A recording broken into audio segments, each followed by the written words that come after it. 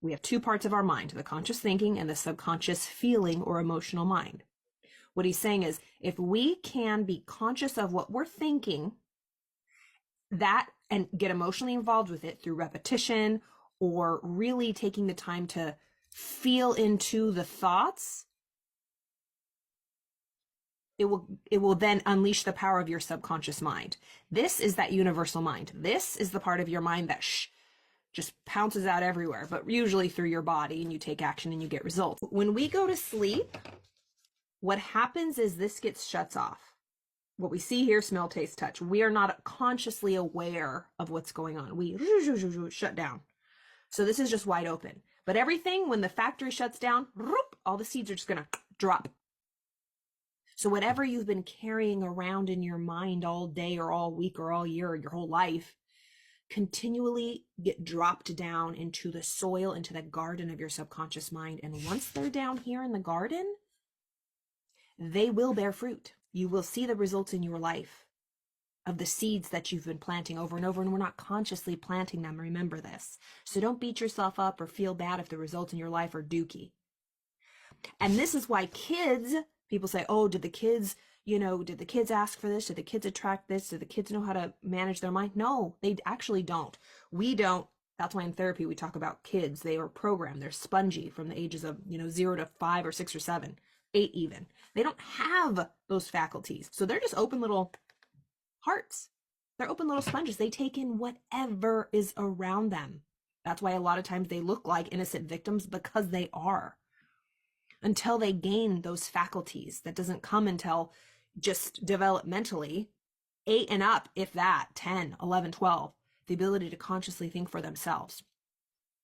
But if the damage has already been done, meaning, nothing is irrevocable, everything is changeable, and that's what, thank God, neuroplasticity and everything's catching up to, that we can change anything. Nothing's permanent, nothing's fixed.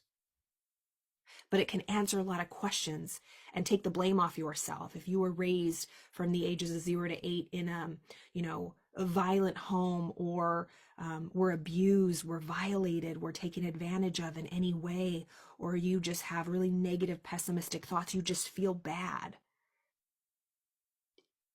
It's the programming. It's always a software issue that is shown out through the hardware issue.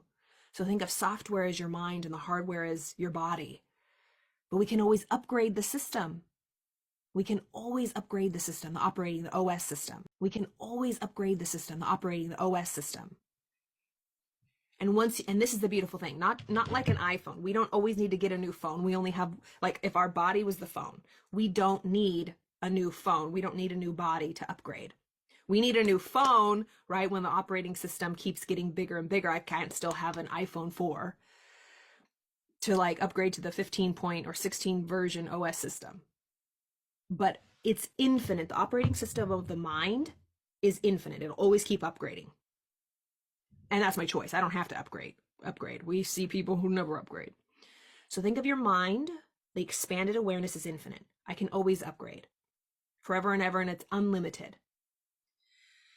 My body is the hardware. It's the phone.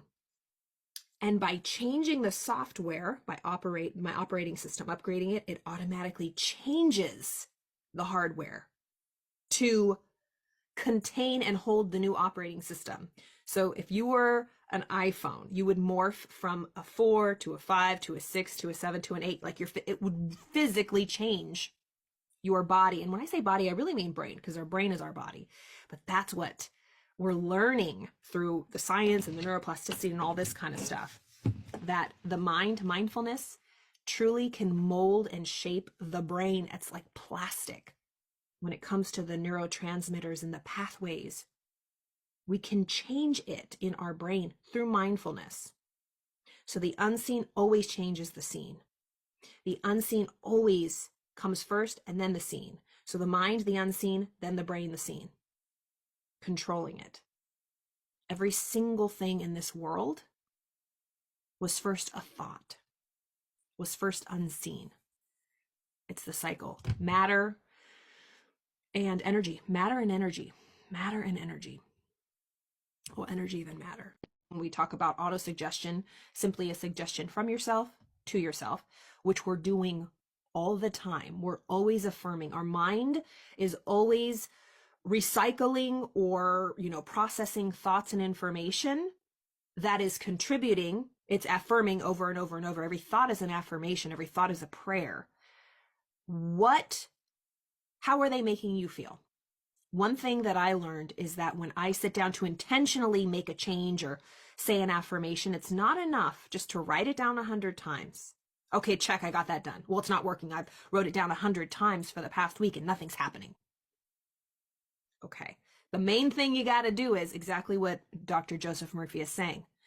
He repeated to himself slowly, quietly, and positively. So just by sitting in the chair and calming down, slowing down your breath, grounding, taking the time to get into as close as an emotional state you can of neutrality or calm, and then go into the affirmation. One thing Bob Proctor taught me is to start with gratitude. He has us write 10 things, but pick one or two things. I used to think about my dog. Think about something or someone. If it's your morning cup of coffee, if it's your warm bed, if it's your sheets, if it's your favorite sweater or pair of socks, if it's your, essential oils, something that makes you feel so good. Think of a hot shower running over your body, something that really makes you feel good in that moment. Really soak it in. Oh my gosh, think of a memory. Get into an emotional state. Shift your state by whatever means get you there. Something that truly floods your body with joy. There's a picture that you can look at to get into this emotional state, get you in. Then start repeating your affirmation, because it's not enough to just say it. It's the cocktail, as Napoleon Hill talks about, between the emotions and the thought and emotions and images from our imagination. So the thoughts are images mixed with emotion. So a strong thought image mixed with an emotion is the cocktail that'll exponentially, radically fasten, quicken your results. The subconscious mind is amenable to suggestion and controlled by suggestion. When you still your mind and relax, and thoughts of your conscious mind sink down into the subconscious through a process similar to osmosis, whereby fluids separated by porous membrane intermingle. This is what the subconscious mind is amenable to suggestion and controlled by suggestion. Our subconscious mind, this bottom part, will take whatever is planted from our conscious thinking mind. And these little antennae, if you see, that are hooked up to our conscious thinking mind, these are our 5 physical senses that are on this apparatus that we receive information. See, hear, smell, taste, touch. What are we taking in? What information, what data points are we hooking into or hooking into us? Because that's what will fill our conscious thinking mind. The thoughts that we think aren't always ours. Most of the time they're not. They're intrusive from the outside. Where did that come from? Or other people's conversations. We're not truly thinking. We're just taking in information. Mental activity does not constitute thinking. Thinking is laborious. Thinking takes energy. We don't really think. There was that famous quote from Dr. Ken McFarland that I think he was an educator from Kentucky, and he said, only 2% of people actually think. 3% of people think they think, and 95% of people would rather die than think. Wallace D. Wattles in The Science of Getting Rich, in all of his writings, says, the hardest thing in the world is to think. Think and Grow Rich, Napoleon Hill. Not a lot of people think. Think about the last time you had to think on something. It's like, oh Lord, I want to take a nap. I don't want to think about this. Think about the state of your relationship. Think about if you want to take this job or not. Think about if you want to move or not. It's like, oh, I don't wanna. It's a lot of work. So we really don't think a lot. But just pay attention to what the conscious mind is taking in, because that's what's going to fall into the garden of your subconscious mind.